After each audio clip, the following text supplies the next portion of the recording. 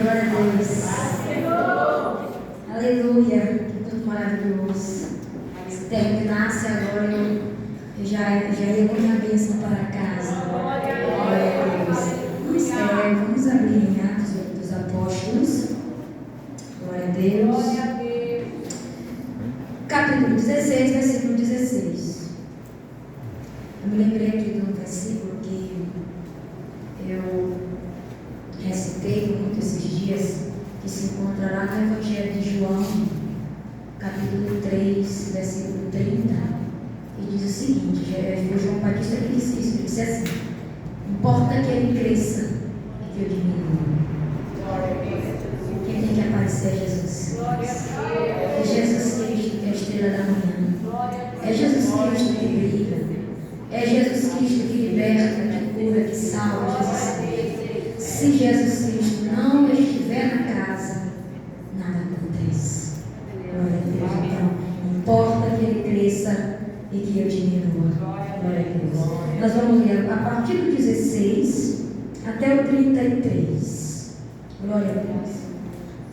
E aconteceu que, indo nós à oração, nos saiu ao encontro uma jovem que tinha espírito de adivinhação, a qual, adivinhando, dava grande lucro aos seus senhores.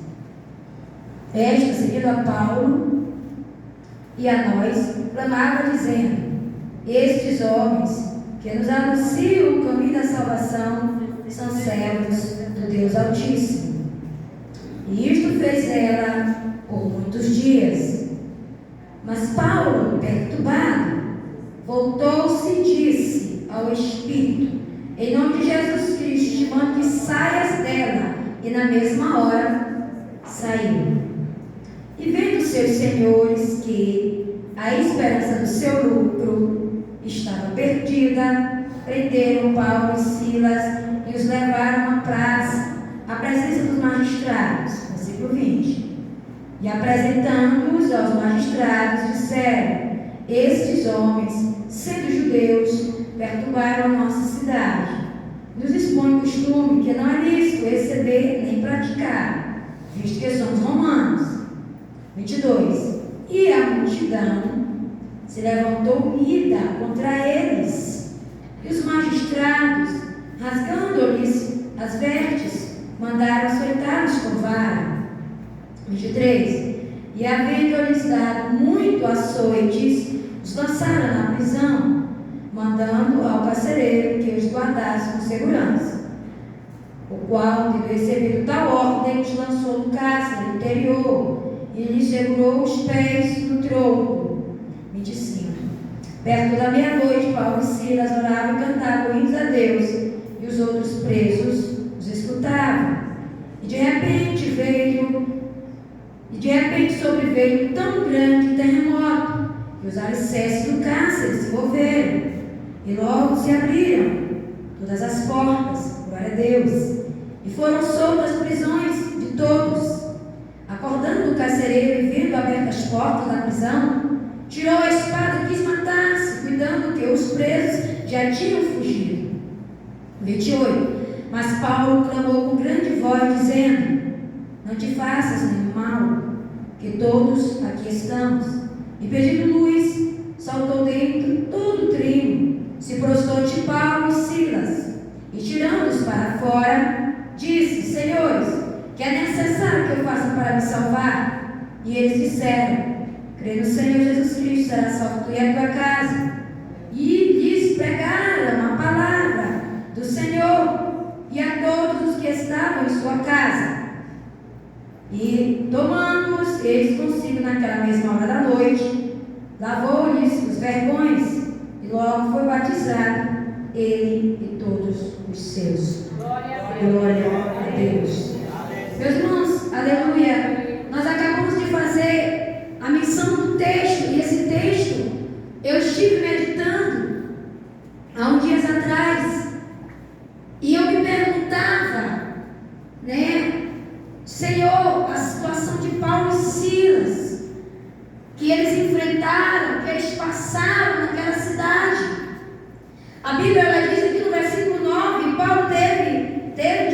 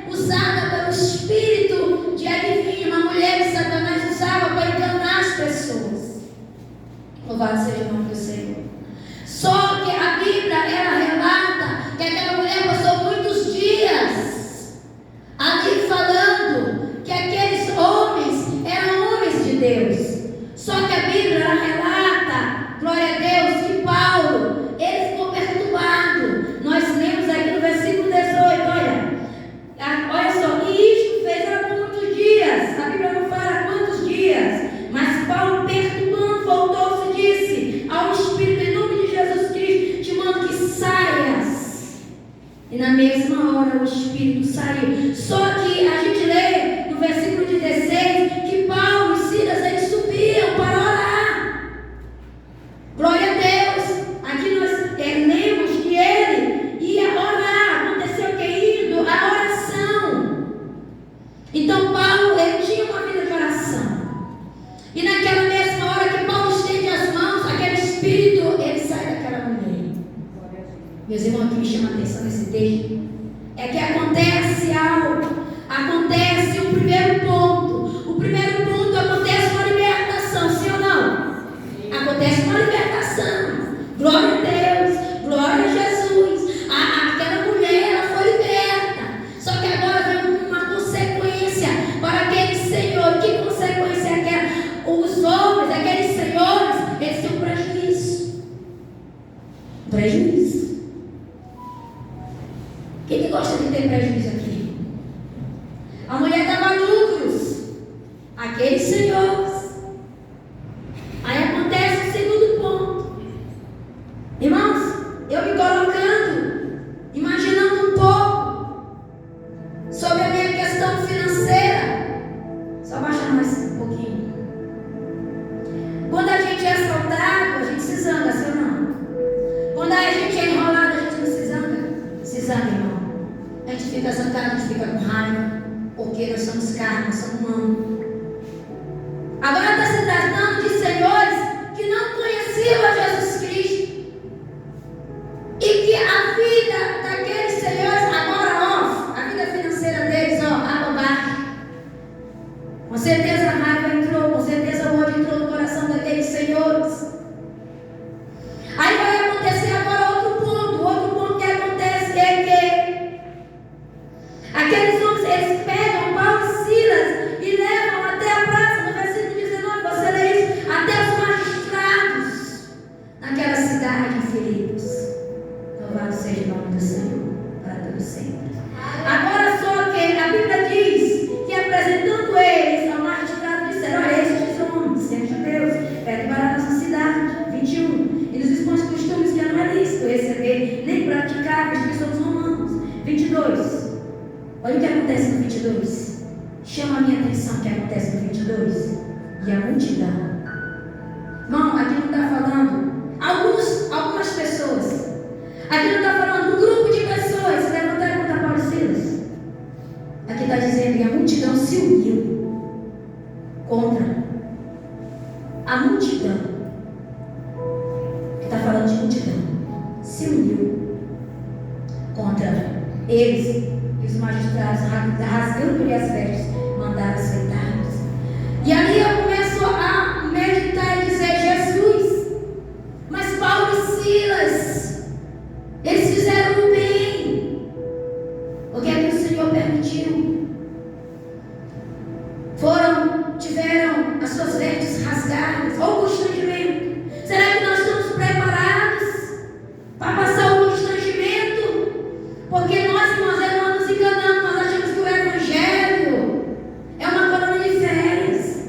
Nós achamos que o Evangelho nós não vamos passar, nós pensamos que Deus não vai permitir nós passar pelo processo.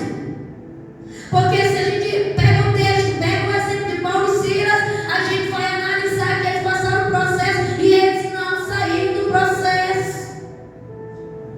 A multidão se uniu, ficou contra eles. Os magistrados rasgaram as roupas de Paulo e Silas e mandou chicote. Será que nós estivéssemos cadeiros, talvez, suportaria? Por causa de uma libertação? Por causa de Cristo? Por causa do Evangelho? E eu pensando, eu disse: meu Deus, eu acho que eu não suportaria. Acho que na primeira chicotada eu acho que eu negava o nome de Jesus.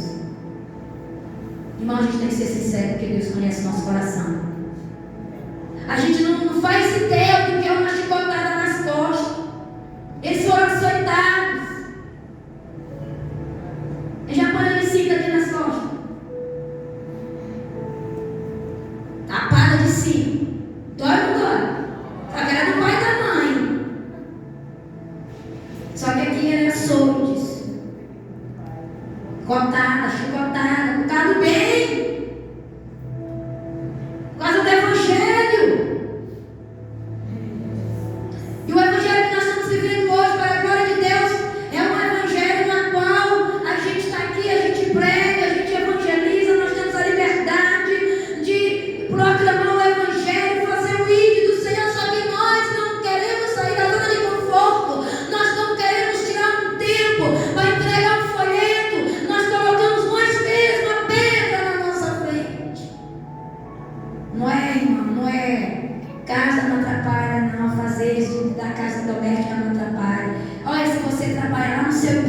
pode evangelizar.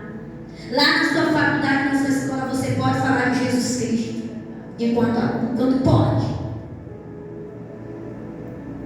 Só que, irmão, nós estamos colocando muita dificuldade. Quando é que nós vamos nos levantar? Paulo e Silas aqui, eles passaram aquele constrangimento, aqueles açoites, aquele processo árduo. Mas a Bíblia em nenhum momento menciona que Paulo murmurou e que Silas murmurou e que eles saíram do processo. Eu acredito, sabe o quê? Que nós nunca vamos passar um processo desse bem de ser chicotado, rasgar nossas vestes. Vamos imaginar lá na Praça Maria Lagão, tá eu e a Erika lá pregando o evangelho de repente, né? Prende elas. Bora. Prende e manda pro cárcere. Dá chicotada. E aquela multidão. A Bíblia ela não vai relatar que as pessoas estavam falando, mas com certeza as pessoas comentaram, olha isso, estavam pregando. Cadê o Deus deles? Que não... É a primeira coisa que vem a eles. O irmão está passando aquela prova, cadê o Deus que ele serve? Serve Deus tantos anos e está passando por essa prova. É porque Deus está permitindo, irmão, ele não entende. Glória a Deus. Deus permitiu Paulo e Silas passar, nós não somos exemplo, não estamos exemplo de não passar dificuldade, adversidade, processo, para sair o melhor de nós. Agora nós vamos passar aqui para outra parte, que? Aleluia! Versículo 24. O qual, tendo recebido tal ordem, lançou no cárcere interior e chegou aos pés do trono, no reis da trono.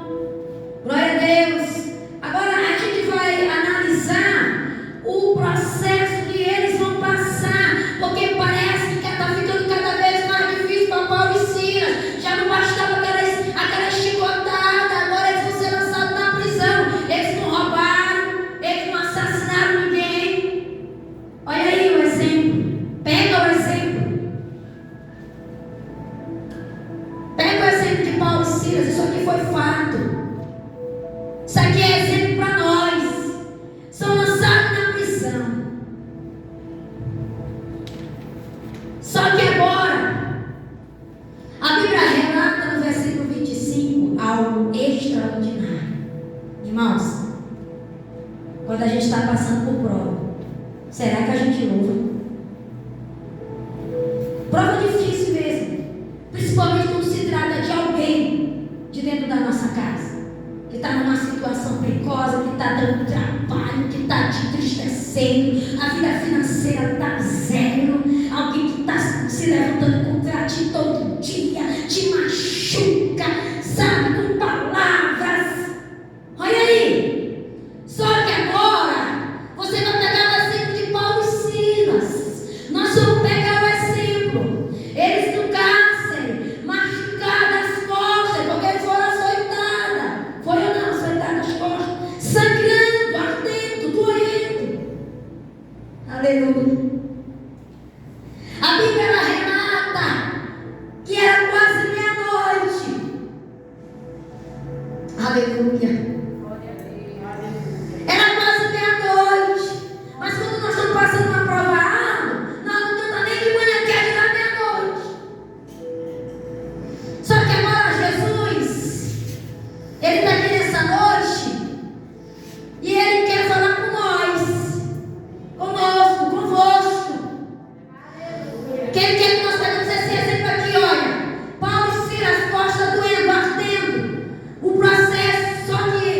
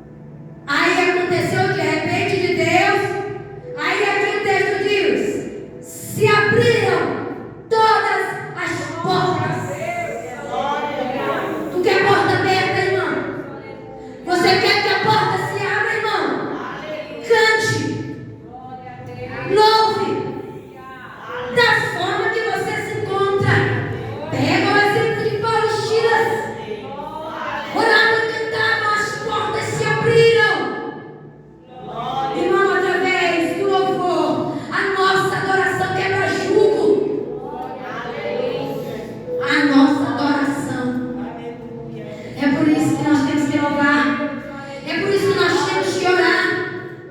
A nossa adoração move a mão de Deus, porque aconteceu naquela madrugada um mover de Deus extraordinário, tremendo dentro daquela cadeia. Os presos ouviam e os presos foram soltos. Irmão, quem estiver preso dentro da tua casa, pode ser no vício, pode ser em prostituição, pode ser o que for. O irmão não quer mais saber de nada, ele não quer saber da palavra. Mas, meu irmão, quando você começar a orar, a cantar, aleluia, ele vai ouvir, porque ele tem ouvidos. Os presos ouviam Paulo e Silas olhando e cantando. Aleluia. E o Senhor entrou naquele lugar e libertou os presos e operou ali uma libertação tremenda naquela noite. Só que, meus irmãos, acontece outro ponto que me chama a atenção. Olha aí. Glória a Deus. 27, vem aí. Acordando um carcereiro e vendo abertas as portas da prisão, o que aconteceu? Ele viu. Olha só. Tirou a espada e quis matar-se, cuidando que os presos já tinham fugido. Agora a gente vai analisar outra situação que acontece naquela prisão. Parecia que ia haver um suicídio naquela madrugada. Sim ou não? O carcereiro tirou a espada, desembanhou. Ele ia tirar sua própria vida. Porque tudo começou aqui na cabeça dele, ó. Ele acordou e ele viu. E imaginou o que não estava acontecendo. Quantos de nós, irmão, começa a imaginar o que não está acontecendo na cabeça? A gente vê com os olhos e começa a imaginar o que não existe. Fica imaginando o que não existe. Só porque você está vendo, não significa que está acontecendo. Porque não estava acontecendo. O que estava acontecendo ali naquela hora era a libertação do poder de Deus. E Deus estava naquele lugar. E não podia ocorrer um suicídio. Porque o leão da tribo de Judá estava lá naquela madrugada. Aleluia.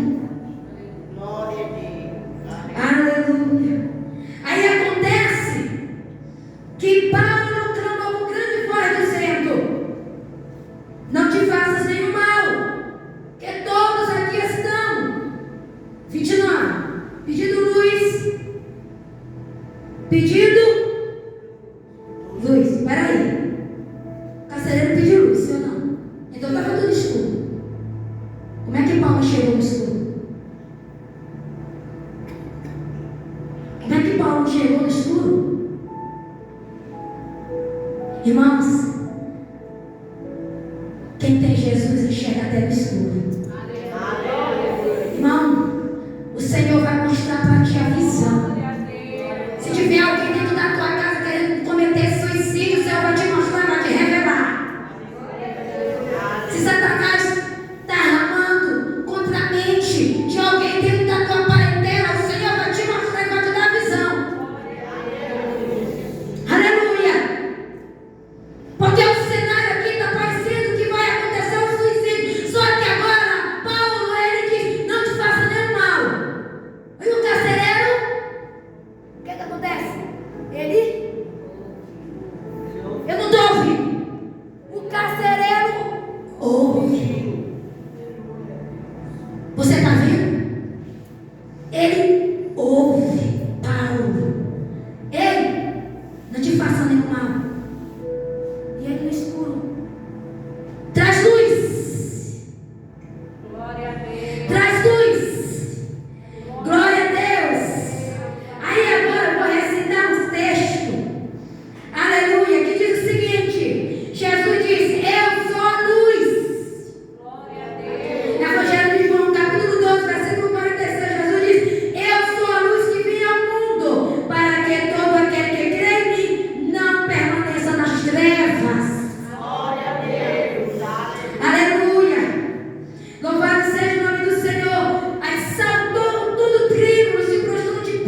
Silas. E tirando-os para fora, 30, disse: Senhores, que é necessário que eu faça para me salvar? A gente já analisa aqui o carcereiro. Ele já começa a querer saber de Jesus. O que eu faço? O que eu faço para me salvar? Aí o texto relata, 31, eles disseram. Aí ele diz: creia no Senhor Jesus Cristo, será salvo tu e a tua casa. 32, e lhe pregaram a palavra. E lhe pregaram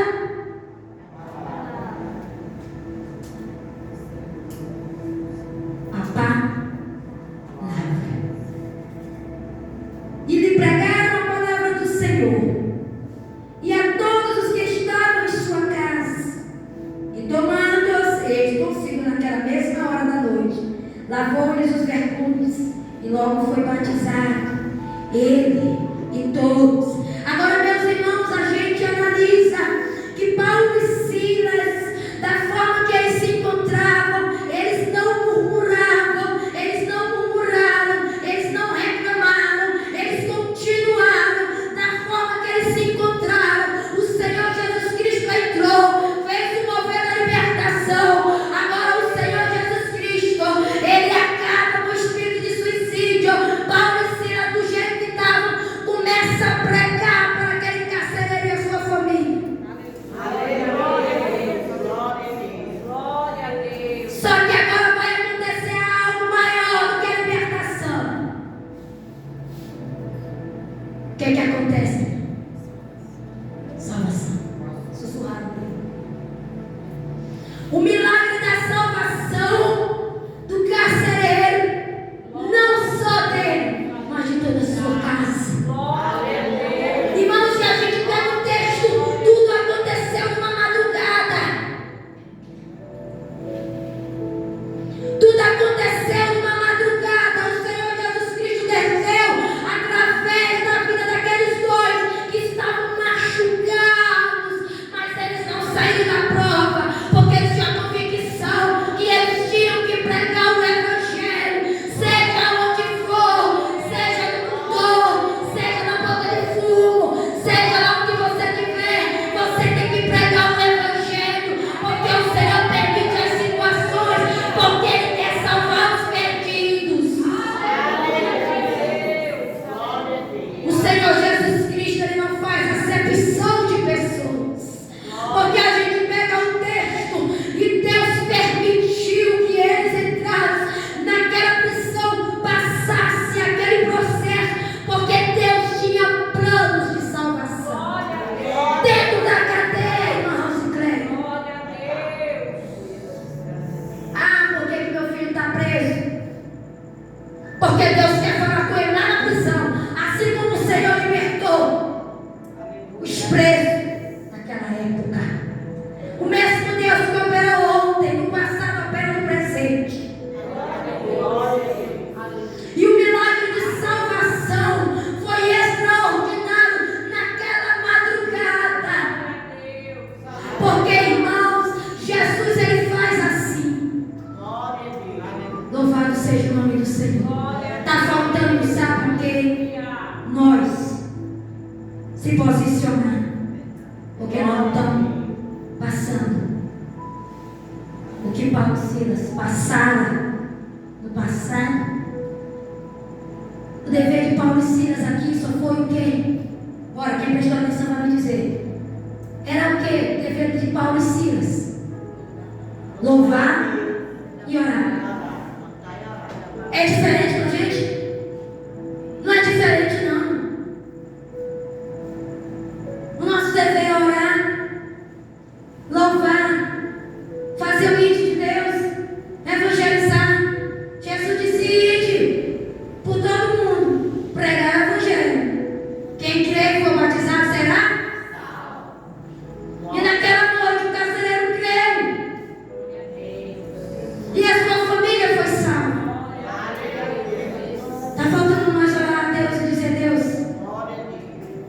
Acende a chama outra vez em meu coração.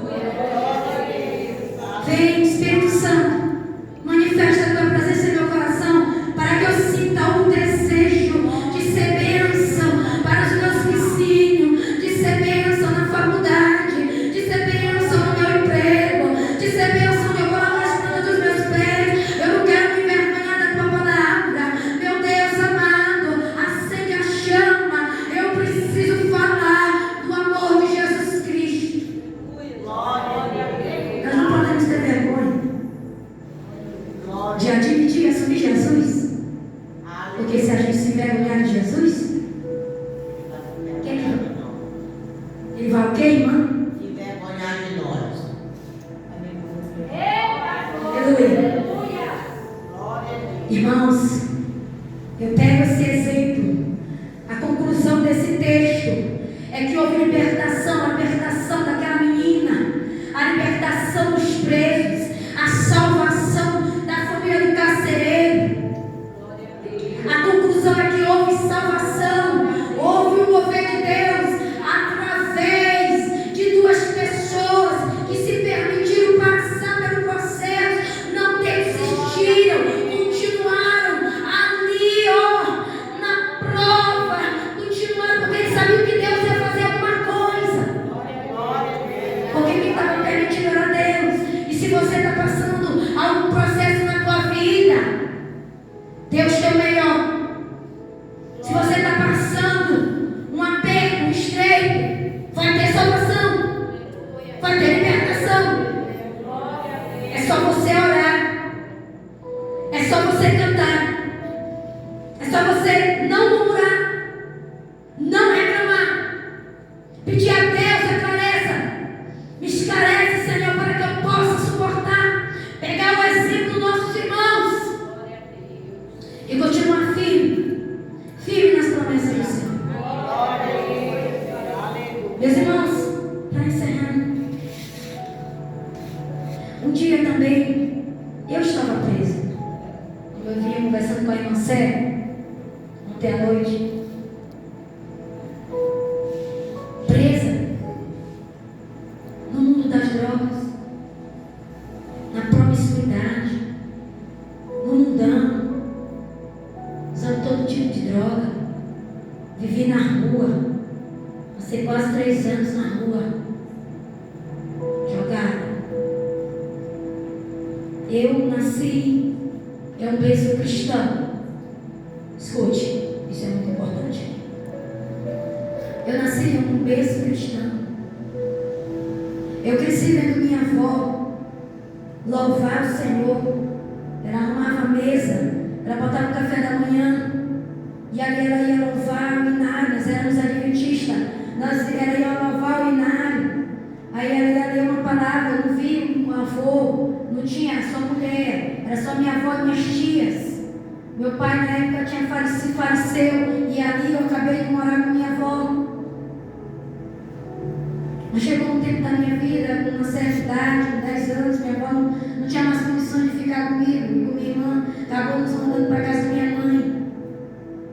Chegou na casa da minha mãe, uma vida desestruturada. Não tinha Jesus ali. Quem reinava era Satanás, o padrasto usava drogas. Minha mãe apanhava, minha mãe era humilhada, ela era violentada quase todos os dias. E nós passávamos fome, muita fome, porque nosso padrasto não tinha equilíbrio. Ele pegava o dinheiro e gastava tudo com drogas. E ali imagina, você numa vida que você tem tudo, e a educação e tudo, de repente você sai de um lugar, de repente você é jogado por uma casa, a casa era de taipa, você sai de uma mansão linda e é jogado por uma casa de taipa, uma vida conturbada, perturbada. Ali eu fui abusada pelo meu padrasto com meus 11 anos. Passei um processo. Escute.